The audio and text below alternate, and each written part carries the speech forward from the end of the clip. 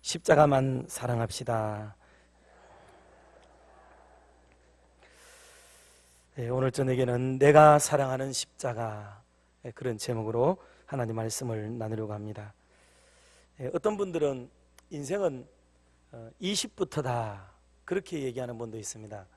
왜냐하면 아주 모험심도 많고 혈기도 있고 아주 좀 죄송한 표현이지만 팔딱거리잖아요.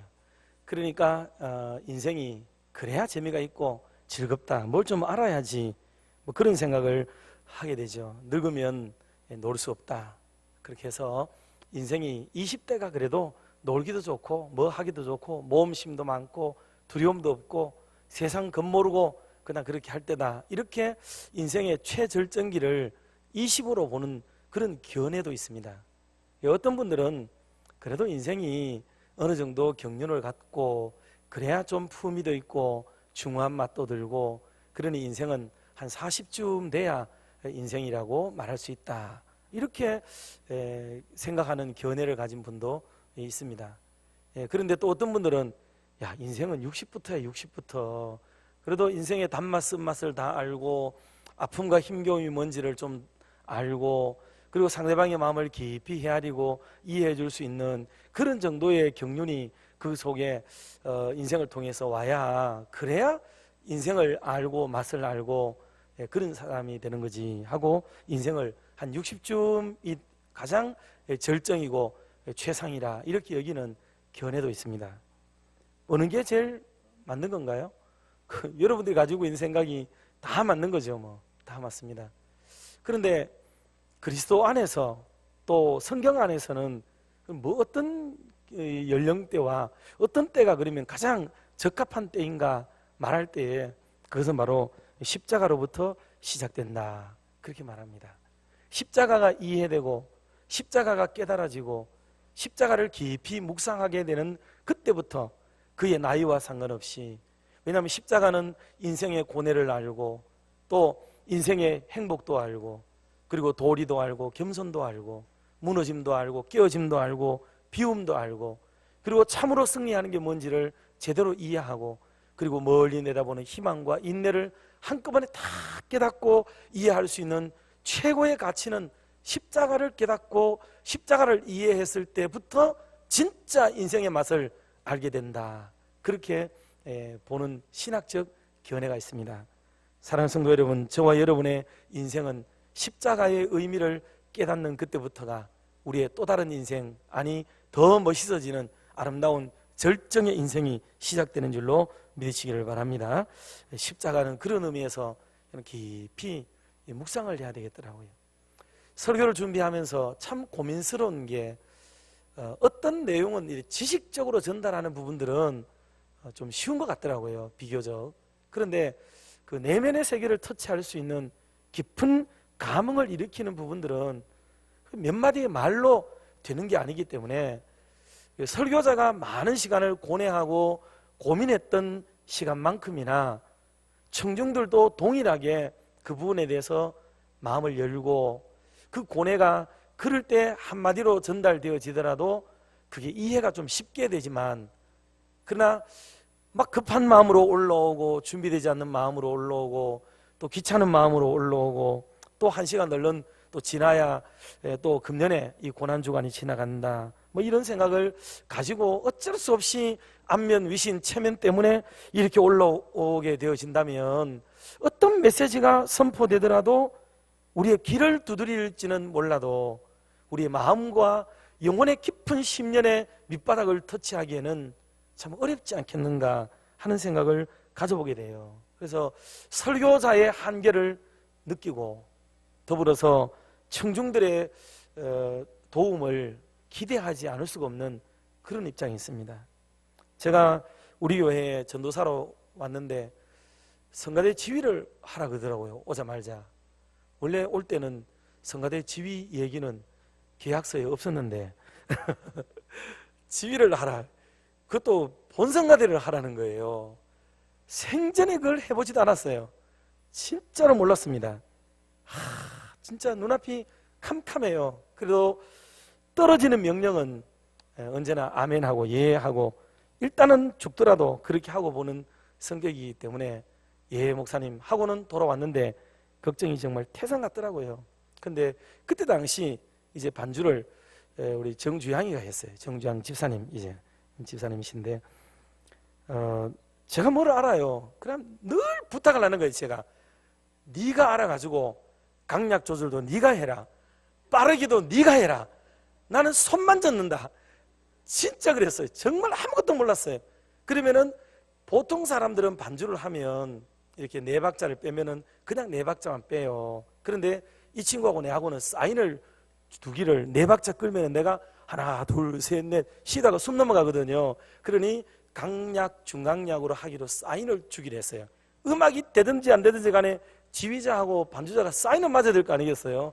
그래서 그런 식으로 맞춰놓고 이제 일을 하는데 반주자가 그래도 좀 나니까 상당히 많은 부분이 넘어가더라고요. 여기 뭐 최국자 권사님, 뭐 박길수 권사님, 김난 권사님, 그때 다 앉아 계셨죠. 이춘영 권사님도 그때 막 결혼해가지고 이제 오셨을 때예요.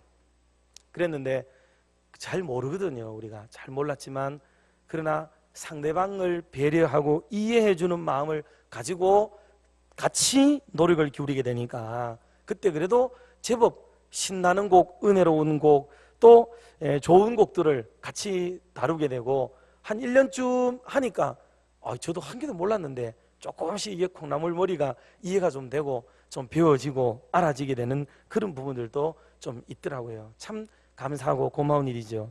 그러니 지휘자만 잘한다고 되는 것도 아니고 반대급부에서 지휘자가 마음을 내려놓고 마음을 여니까 반주자가 지휘자를 리드하는 그런 좋은 일도 있어요. 여러분 지휘자가 꼭 반주자를 능가하고 또 지도해야만 된다고 생각하지는 않습니다. 저는. 왜냐하면 돕는 이의 역할이 정말 중요해요. 그리고 지도자의 마음이 조금만 내려놓게 되면 돕는 이들은 즐비하게 많이 있다는 걸 깨닫게 되고 그런 의미에서 저는 목회를 할 때도 인간 믿는 목회가 중요하다. 저는 그렇게 늘 생각했습니다. 그것은 뭐냐 하면 담임 목사의 목회력과 에너지와 영적 깊이와 이 모든 것들은 다 한계가 있고 부족한 면면들이 얼마나 많겠어요. 그런 것들을 우리 장로님들, 집사님들, 권사님들 여러분들이 그 부족된 면면들을 좀 가르치는 마음으로 또 협력하는 마음으로 마음을 열고 이게 겸손하고 온순한 마음을 가지고 그렇게 잘 티 없이 도울 수만 있으면 최고의 팀워크를 만들어낼 수가 있는 거죠.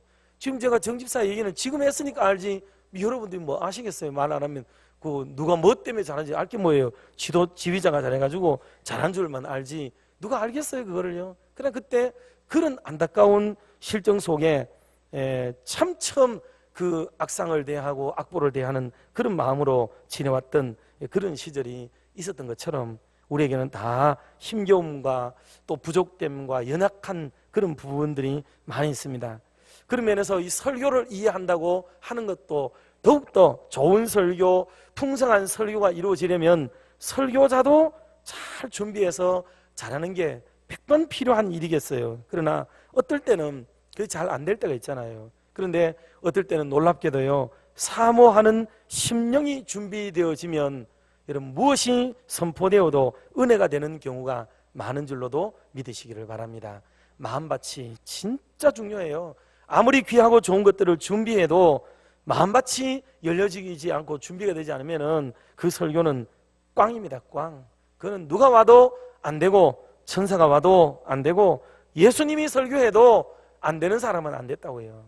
예수님이 설교해도 맨날 빗가서 듣는 분들이 얼마나 많았나요? 설교만 끝나면 흠을 잡고 빈중대고 문제를 제기하고 고소할 거리를 찾고 가만히 엿보고 시비할 거리를 찾고 그렇게 했잖아요. 예수님이 설교할 때도. 다 되는 줄 아세요?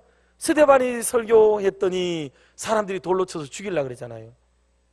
베드로가 설교했더니 동일한 설교인데도 그때는 3,000명이 회개하고 5,000명이 회개하는 귀한 역사가 나타나고 구약의 선지자들이 복음을 증거할 때마다 항상 홈런 날린 게 아니에요. 선지자들의 대부분의 설교는 다 지금 현대적 감각으로 보면 거의 실패입니다. 왜? 맨날 두드려 맞고 맨날 쫓겨가고 맨날 이 시비 걸리고 그렇게 되었지, 설교를 듣고 모든 사람들이 감동받고 그런 거는 몇 번 없어요. 에스라가 수문 앞 광장에서 설교할 때 하나님의 강권적인 역사가 있을 때 온 백성이 통회했고, 요나가 가서 빈정대면서 선포했지만은 그 백성들에게 왕으로부터 짐승에까지 죄를 무릅쓰고 회개할 마음을 하나님이 불어주실 때는 큰 역사 일어났지만은 대부분의 선지자들의 설교는 판판이 실패했어요. 오늘 시대로 보면 목회 되게 못하는 사람들이에요, 다. 그리고 우리가 그런 걸로 옳고 그른 걸 판단하는 기준은 성경적 원리는 아니에요. 대단히 성경적이지는 않다 하는 것을 기억하고 바라기는, 오늘도 저와 여러분이 함께 마음을 열고 이 말씀을 좀 받게 되어지는 은혜가 있기를 주의 이름으로 축복합니다. 그래서 십자가를 이해하는 것, 이것은 십자가를 깨닫는 것, 그리고 십자가를 받아들이는 것, 십자가의 의미를 참으로 내 마음속 깊은 데서부터 이것을 받아들이지 않으면은 십자가는 우리의 이론에 불과한 것이 될 뿐이겠다 하는 거예요. 이번 고난주간을 지나면서 여러 말씀들을 우리가 새벽에도 받고 했지만 사실은 우리가 다 아는 것이기도 하고요. 다만 그런 방면으로 이렇게 주제를 삼고 선정을 하고 정리를 하고, 그래서 우리가 그런 각도에서 하나님의 말씀을 또 살펴본 거죠. 그렇게 함으로써 우리가 다른 각도에서 보면 또 어떤 하나의 주제나 문제가 새롭게 보여지기 마련 아니겠어요? 늘 보던 방면으로만 보게 되면 식상하고 재미없는 부분도 있지만 다른 국면으로 쳐다보게 되면 그게 우리에게 또 좋은 부분도 있는 거예요. 그런 면에서 오늘 본문에 나오는 십자가에 대한 부분들을 사랑의 마음을 가지고 우리가 십자가를 좀 바라보면 좋겠다 하는 거예요. 사랑의 마음, 십자가를 정말 사랑하는 마음으로. 왜냐하면 우리는 평소에는 십자가가 항상 우리에게 부담이잖아요. 얼마나 큰 부담인지 몰라요. 이 십자가는 정말 안 지고 싶은 거거든요. 벗어버리고 싶고 머뭇거리고 싶고 다른 사람이 지기를 바라고 그런 것인데, 이 십자가를 내가 사랑한다 하는 이 고백을 한다는 게 쉽지가 않죠. 이 본문이 기록되어진 고린도 교회의 실상을 우리가 잘 알고 있습니다만, 그 고린도 교회는 당시 심각한 교회 내적 분쟁에 휩쓸려 있었던 교회입니다. 교회를 설립했던, 고린도 교회를 설립했던 바울을 중심으로 하는 어떤 한 그룹이 형성되어 있어서 항상 입만 띄면 우리 바울 선생이 바울을 항상 최고로 아는 거죠. 그런데 거기는 또 아볼로라는 분이 있어요. 아볼로라는 분은 바울보다도 연세가 높고 철학적 깊이가 있고 넉넉한 경륜과 풍부한 지식이 그에게 있는 분이에요. 이분은 항상 아버지 같은 분이고 모든 이들을 포용할 수 있는 너그러운 분이란 말이죠. 그러니 젊디 젊은 바울도 좋지만 이 넉넉한 경륜과 풍부한 지식을 가진 아볼로가 참 좋다, 이렇게 생각을 하는 분들도 있어서 아볼로파가 형성이 되고, 그리고 그래도 뭐니 해도 예수님의 수제자, 적통이고 정통성을 가지고 이런 베드로야말로 우리 다음 세대의 차기 주자이고 이것이 바로 적통이라고 여기게 되어지는 그런 입장 속에서 베드로 선생님을 가장 수위에 놓고 따르는 베드로파도 또 있는 거예요. 게바파가 있어요. 그리고 이도저도 싫고 우리가 왜 사람을 따라가느냐, 우리는 나 그리스도께 속했는데 하고 그리스도파가 또 생기게 되는 거죠. 다 필요하고 다 중요하고 좋았지만은 모두가 믿음에 정진하는 자세를 가지고 있는데도 불구하고 이상하게 이 부분에 대해서는 의견 일치를 보지 못한 채 교회의 지도력이 상실됐어요. 왜? 리더십이 나뉘어지니까 그런 거예요. 대부분의 교회들은 지금 한국교회 체제는 담임 목사 1인 체제로 돼 있습니다. 그러다 보니 대체적으로 교인들끼리의 분파는 그리 많지는 않지만 가끔씩 보면은 어떤 특정 부목사를 이렇게 옹위하는 마음을 가지고 뒤에서 자꾸 뒷담을 하고 말을 하다가 보면 그들에게 있어서 리더십은 부목사가 돼요. 그러면 하나의 파가 형성이 되고 어떤 곳에는 어느 장로님이 리더십을 갖는 경우도 생기게 돼요.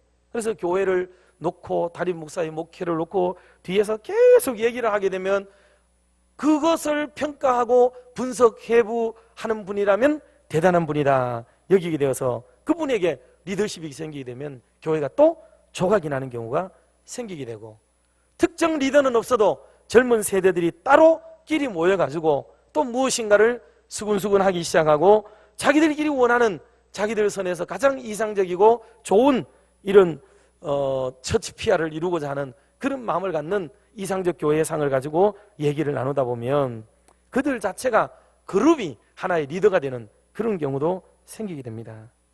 그렇게 될 경우에 고린도 교회가 가지고 있었던 분파적 내용과 하나도 다르지 않는 그런 일이 벌어지게 되는 겁니다. 이런 교회들이 정상적인 성장을 할 수가 없고요. 그리고 신앙의 영적 진보를 가져오지를 못합니다. 교회가 힘들어지게 되죠. 지금 대한민국도 많이 힘들어지고 있다고 합니다. 이견이 생겼어요.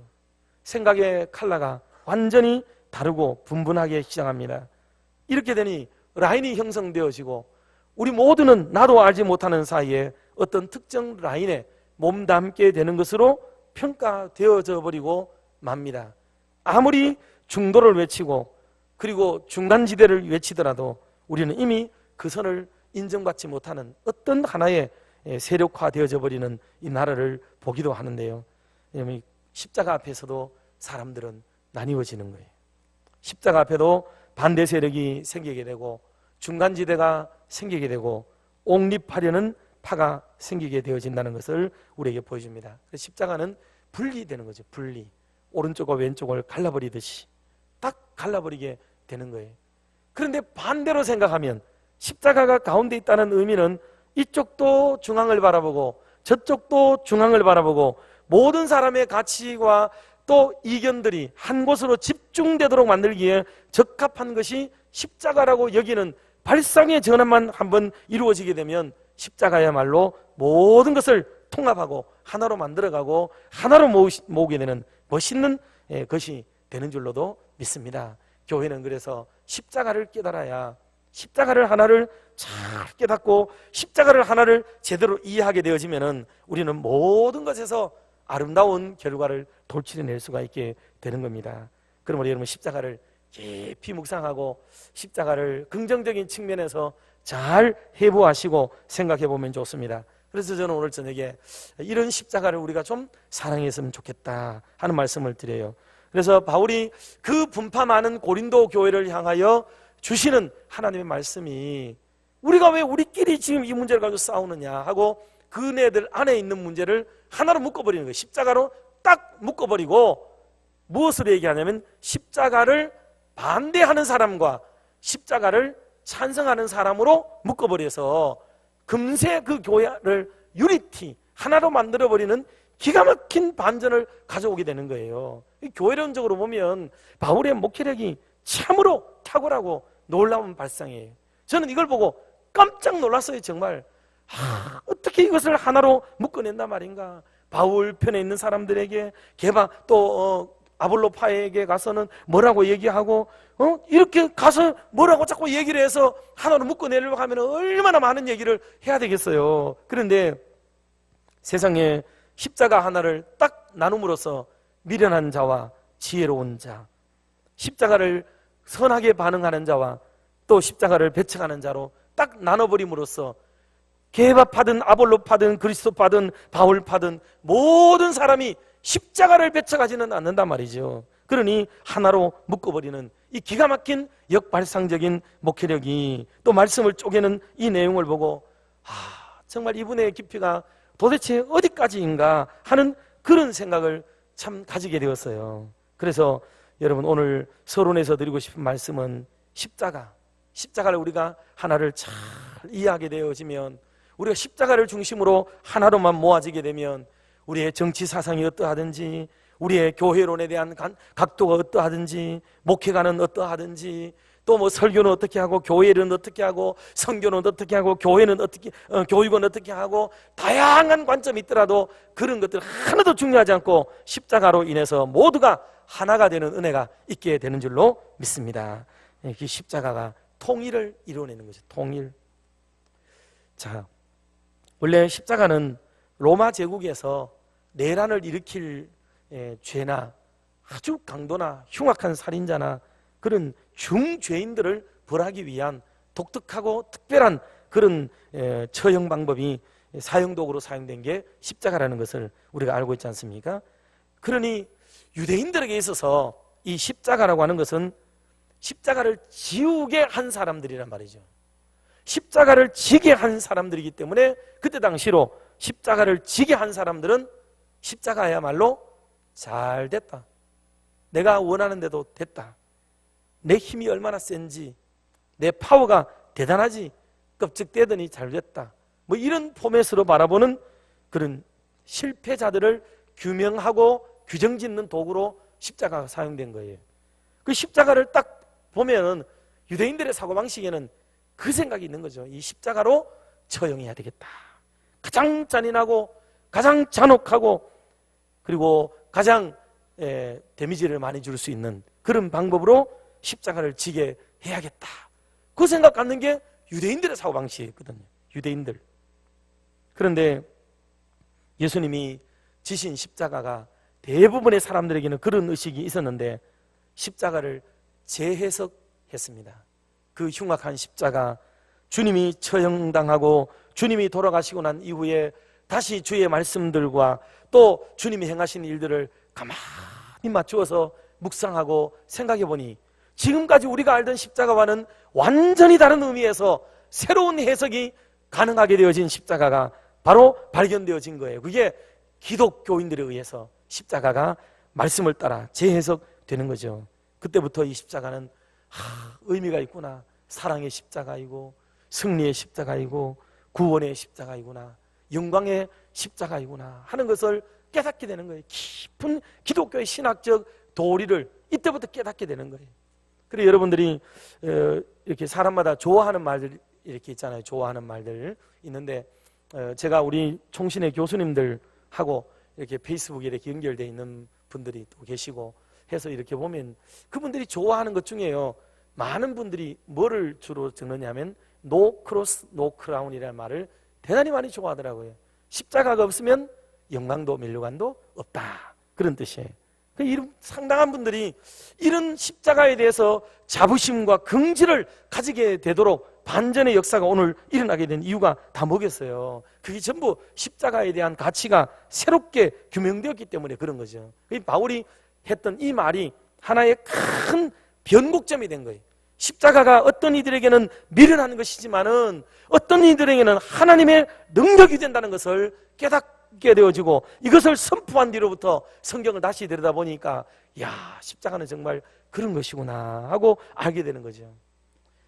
모든 우리의 삶도 똑같아요. 여러분들, 우리도 얼마나 지혜롭고 하나님이 주시는 은혜를 따라서 우리의 상황을 재해석하는지 몰라요.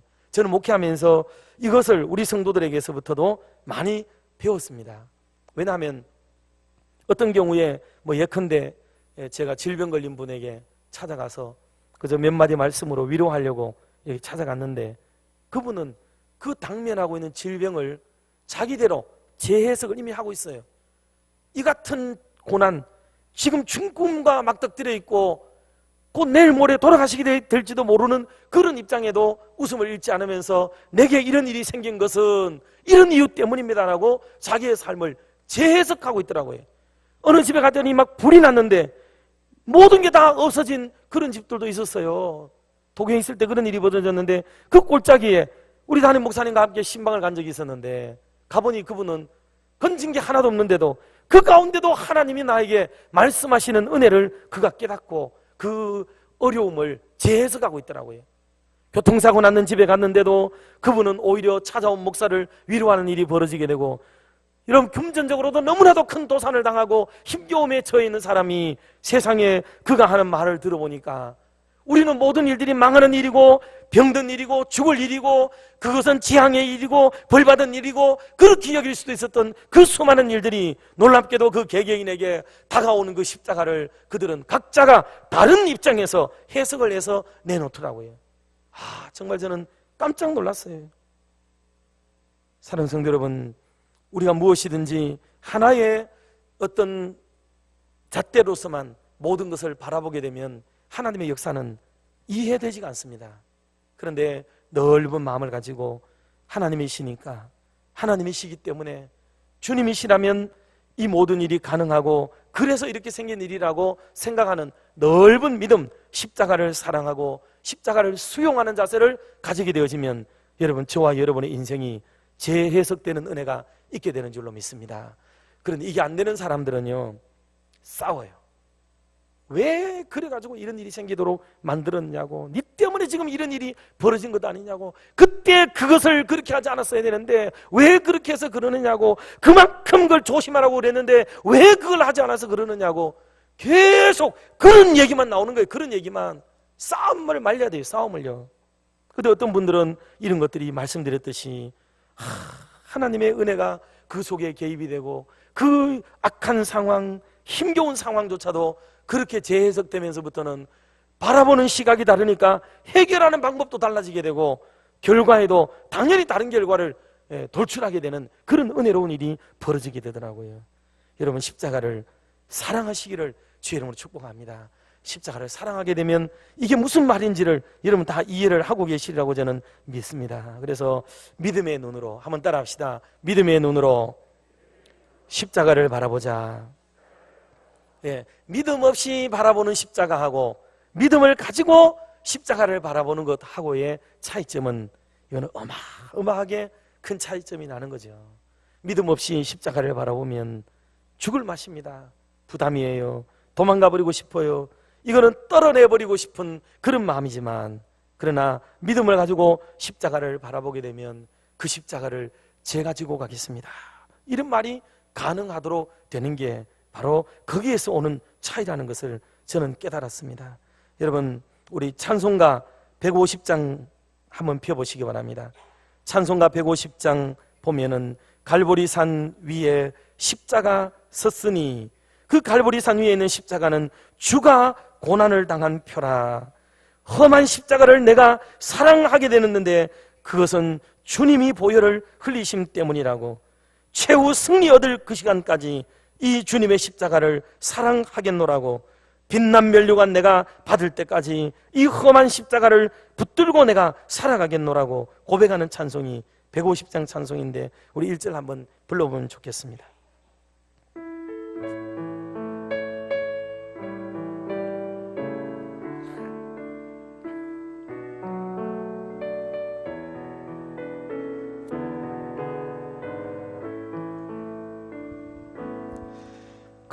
갈보리산 위에 십자가 섰으니 주가 고난을 당한 표라. 험한 십자가를 내가 사랑함은 주가 보혈을 흘림이라.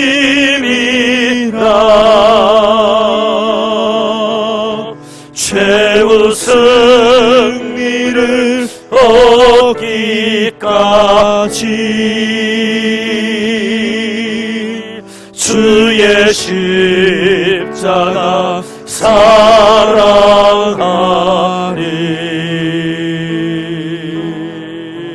빛난 면류관 받기까지 험한 십자가 붙들겠네.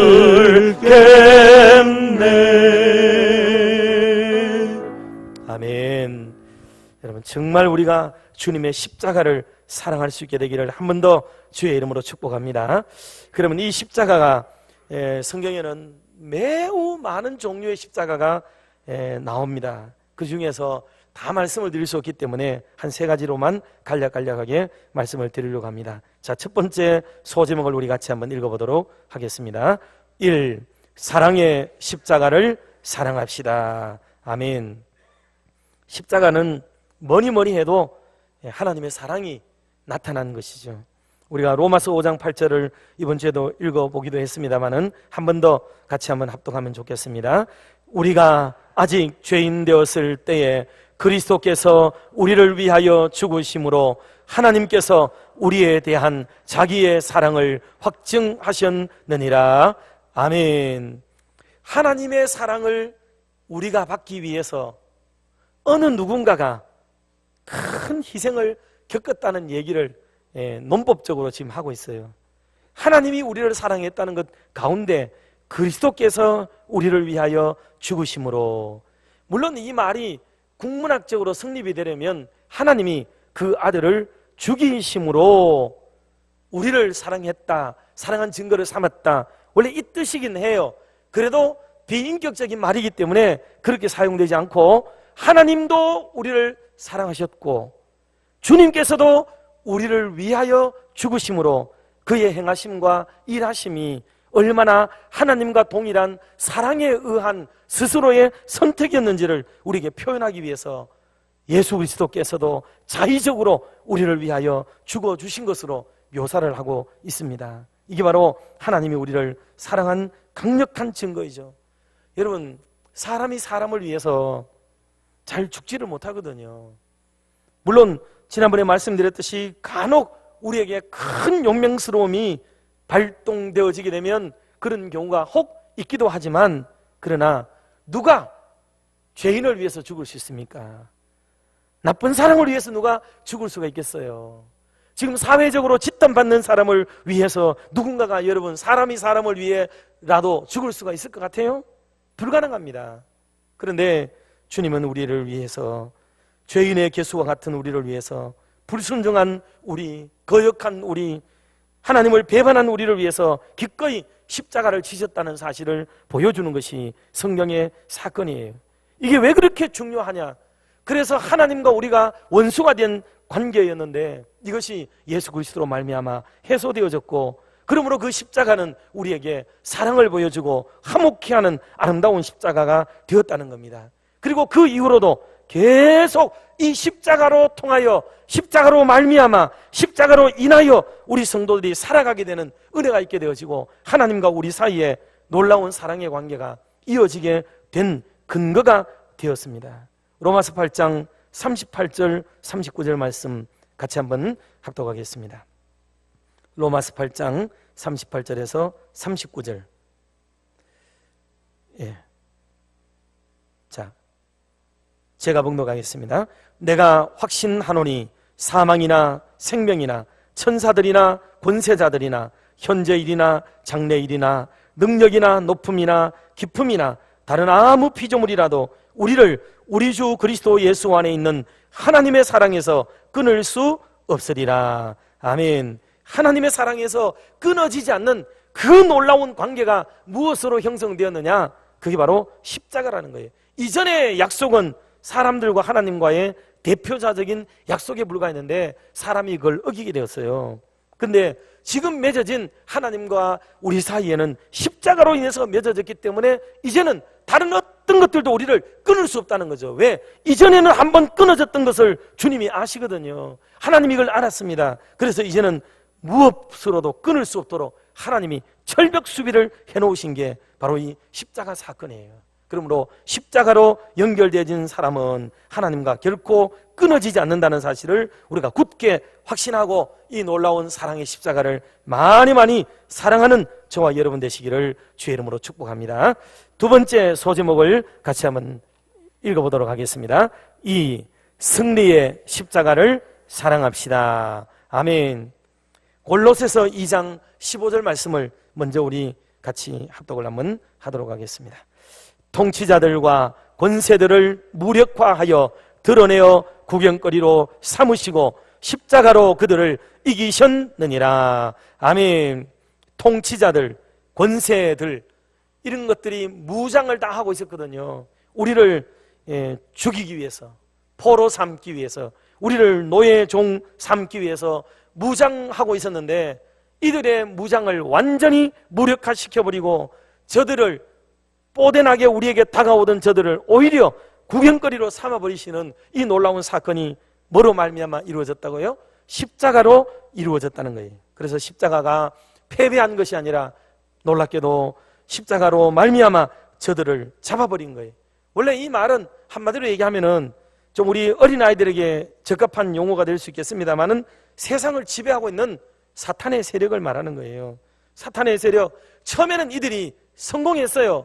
왜냐하면 방금 말씀드렸듯이 최초의 사람 아담 하와를 꼬시고 그들에게 죄로 넘어뜨리고 그들이 승리하는 것처럼 보였습니다. 악한 마귀 사탄은 우리 인간들에게 공중에 권세 잡은 자들이 되어서도 끊임없이 우리를 그 발 아래 놓게 만들려고 무지무지 노력을 기울이고 있지만 십자가 사건이 이 모든 것을 무위로 돌아가게 만들고 저들을 오히려 결박하고 포로도 삼아버리고 우리를 그 안에서 승리하게 만든 것이 주님의 십자가라는 사실이에요. 그리고 십자가를 말미암아 저와 여러분이 승리의 확신을 가지기를 주님의 이름으로 축원합니다. 요한복음 16장 33절 같이 한번 합독합시다. 이것을 너희에게 이르는 것은 너희로 내 안에서 평안을 누리게 하려 함이라. 세상에서는 너희가 환난을 당하나 담대하라. 내가 세상을 이기었노라. 아멘. 이 말의 의미는 전에 봤잖아. 사탄이라는 놈이 나타나서 잠시 인간을 붙잡고 종살이 시키고 자기가 승한 것처럼 보이고 그리고 대단히 뽀대내고 자랑질하고 그랬지. 그런데 지금은 봐, 어떻게 되어서 내가 가서 이것을 다 결박해버렸잖아. 이겨버렸잖아. 그러니 너네들이 지금 잠시 마귀의 유혹에 힘들어하고 세상 사는데 어려움 겪는 것처럼 보여서 우리가 마귀에게 지는 것처럼 보인다고 해서 마귀가 우리를 이겼다고 말하지 마. 내가 마귀를 이겨놓은 거야. 걱정하지 말고 너네들은 힘차게 살아. 십자가만 붙들고 살면 돼. 이런 말씀의 의미가 바로 지금 요한복음 16장 33절의 말씀인 것입니다. 고린도전서 15장 57절 말씀도 같이 한번 합독합시다. 우리 주 예수 그리스도로 말미암아 우리에게 승리를 주시는 하나님께 감사하노니. 아멘. 그 우리가 할 수 있는 일은 이제 승리를 주신 하나님께 감사하는 일만 남은 거죠. 이 승리의 아름다운 빵빠레를 힘차게 주님 앞에서 울리는 저와 여러분 되시기를 주의 이름으로 축원합니다. 세 번째 소제목 같이 한번 읽어봅시다. 3. 구원의 십자가를 사랑합시다. 아시다시피 십자가는 결국 우리를 구원한 사건입니다. 베드로전서 2장 24절 말씀도 같이 한번 봅시다. 친히 나무에 달려 그 몸으로 우리 죄를 담당하셨으니 이는 우리로 죄에 대하여 죽고 의에 대하여 살게 하려 하심이라. 그가 채찍에 맞음으로 너희는 나음을 얻었나니. 아멘. 구원이라고 하는 이 소조라는 단어는 여러 측면에서 사용이 됩니다. 영혼에 대한 구원에도 동일하게 사용되고 배고픈 자가 식당을 찾아가게 되는 것도 동일하게 사용되기도 하고 아기를 낳는 여인들이 자녀를 무사히 순산하게 될 경우에도 구원 얻었다 이런 말을 씁니다. 위기에서부터 보존되고 보호되는 것도 역시 구원이지요. 그리고 질병에 힘겨워하던 자들이 치료되고 나음을 입게 되는 것도 구원 얻었다 이렇게 우리는 표현할 수가 있습니다. 이 다 성경적으로 이 구원이라는 단어의 용례를 보면 다 이렇게 사용되어진 거예요. 그리고 오늘 읽었던 본문에도 채찍에 맞음으로 너희는 나음을 입었다 그렇게 말씀했습니다. 예수님이 우리에게 나음을 주시기 위하여 친히 채찍에 맞으셨지요. 고통을 많이 당하셨습니다. 우리가 새벽 시간에 살펴본 바대로 정상인이라면 2, 3일을 다 뻗대고 오래 가는 거예요. 그래서 좌우에 있었던 강도들은 죽지 않았습니다. 그래서 마지막 날에 저들의 다리를 끊고요 부러뜨리고 그래서 죽음을 재촉해 준 거예요. 그래서 예수님도 그렇게 하려고 보니까 이미 예수님은 돌아가셨기 때문에 그렇게 할 이유가 없어서 예수님은 그렇게 하지 않으신 것일 뿐입니다. 그만큼 예수님이 지난날 당했던 지난밤에 당했던 고통이 얼마나 컸는지를 상대적으로 보여주는 대목이죠. 그렇게 함으로써 우리에게 나음을 주기 위해서 구원을 주기 위해서라고 그렇게 말씀을 했습니다. 말라기 4장 2절 말씀도 끝으로 한 번 더 합독해 봅시다. 내 이름을 경외하는 너희에게는 공의로운 해가 떠올라서 치료하는 광선을 비추리니 너희가 나가서 외양간에서 나온 송아지같이 뛰리라. 아멘. 우리에게 너무 많이 알려진 귀한 은총의 말씀입니다. 여러분 우리가 병들었다고 낙심하지 마십시오. 현대의학으로도 고치지 못한다고 절망하지도 마십시오. 하나님 앞에 나와서 죄를 고백하고 간절히 간구하면 하나님께서는 이런 불치의 병조차도 고쳐주셨고 고쳐주실 줄로 믿습니다. 이런 놀라운 일들은 오늘날도 여전히 일어나고 있는 거예요. 이외에도 마태복음에 보면 저물매 사람들이 귀신 들린 자를 많이 데리고 예수님께 왔다고 그랬습니다. 그럴 때 예수님이 말씀으로 귀신들을 쫓아내고 병든 자를 고쳐주셨다고 말씀을 했는데, 귀신도 벌벌 떠는 역사가 십자가 아래서 일어나게 되는 줄로 믿습니다. 그래서 옛부터 이렇게 힘들고 어려운 자들, 또 귀신의 영향을 받는 분들에게 끊임없이 찾아가서 우리가 할 수 있었던 일들은 오직 찬송과 기도 아니었습니까? 그때 불렀던 찬송들은 모두가 예수 그리스도의 보혈 찬송이었습니다. 보혈의 찬송, 이것을 우리가 많이 부를 때 이런 악한 영들이 떠나가게 되고 십자가로 말미암아 승리하게 되는 역사가 일어나게 되는 것입니다. 그러므로 사랑하는 성도 여러분, 다만 믿기만 하십시오. 다만 십자가만 믿고 사랑하시기 바랍니다. 그러면 주님이 역사하시고 주님이 기적이 일어나게 될 줄로 믿습니다. 우리 찬송 한 장 하겠습니다. 복음송인데요, 십자가의 길, 순교자의 길 3.